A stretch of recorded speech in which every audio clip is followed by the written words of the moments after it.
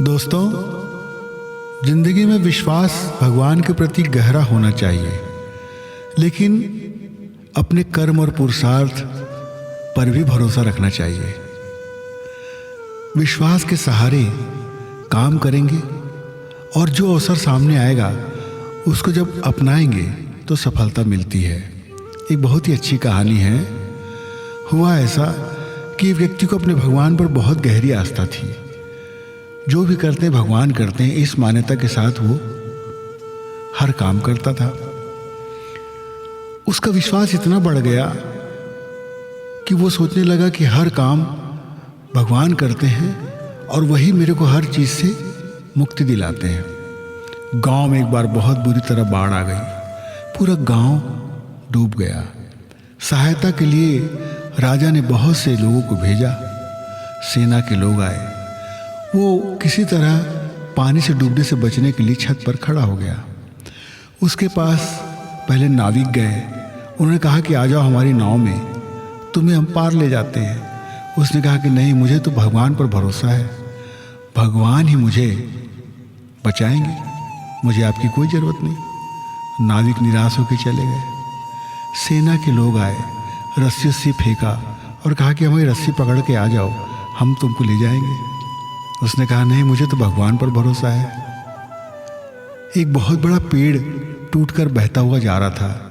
उस लकड़ी के सहारे बहुत से लोग बह के किनारे लग रहे थे। उन लोगों ने भी कहा, गांव वालों ने, कि आ जाओ इस पेड़ में, हमारे साथ इस लकड़ी को पकड़कर किनारे लग जाना। उसने उन्हें भी मना कर दिया। पानी का स्तर बढ़ता गया और आखिर में उसका मकान टूटकर बह गया और वो भी पानी में बह गया। उसके मन में सवाल रहा मरते मरते कि मैं भगवान पर बहुत भरोसा किया, पर भगवान ने मेरी कोई सहायता नहीं की।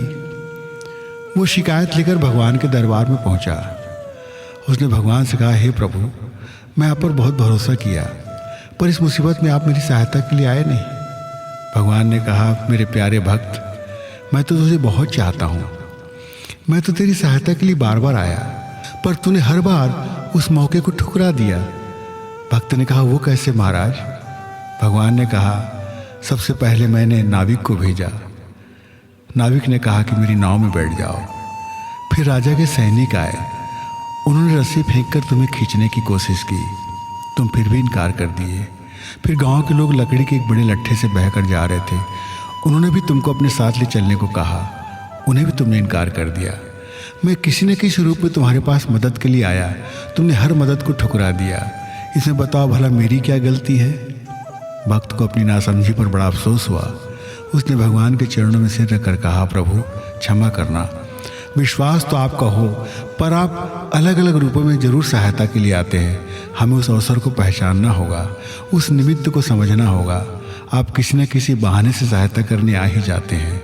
मैंने नासमझी की, जो लोगों को ठुकरा दिया, मुझे क्षमा करें। भगवान ने भक्त को आशीर्वाद दिया। वो भक्त मोक्ष पा गया। लेकिन भरोसे के साथ साथ अपने पुरुषार्थ और अपने अवसरों को पहचानना होगा। इस कहानी का बहुत ही सुंदर संदेश है दोस्तों। मुझे उम्मीद है कि आपको अच्छी लगी होगी। सब्सक्राइब करिएगा।